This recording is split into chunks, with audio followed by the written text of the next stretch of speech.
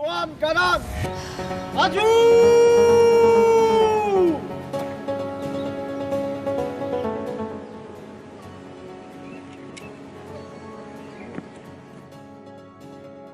Komandan Pasukan Pembawa Bendera Panji TNI Polri pingsan dalam upacara pelantikan perwira di Istana Negara 26 Juli 2023.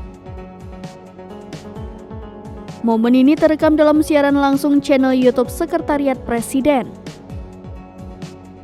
Peristiwa berawal ketika komandan berpangkat mayor hendak memindahkan pasukan setelah penghormatan kepada Panji TNI Polri selesai dilakukan. Instruksi belum selesai diucapkannya, sang komandan terlihat sempoyongan hingga terjatuh ke depan.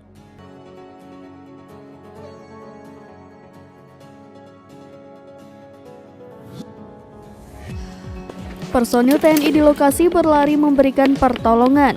Terdengar agar komandan cadangan langsung mengambil alih pasukan. Haluan kanan, maju! Hingga berita ini diterbitkan, belum diketahui kondisi terkini dari sang komandan.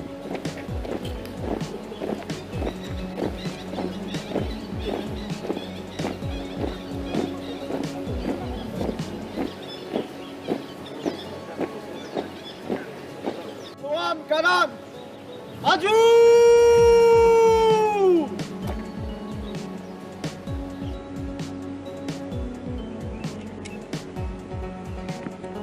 Tuan kanan, maju!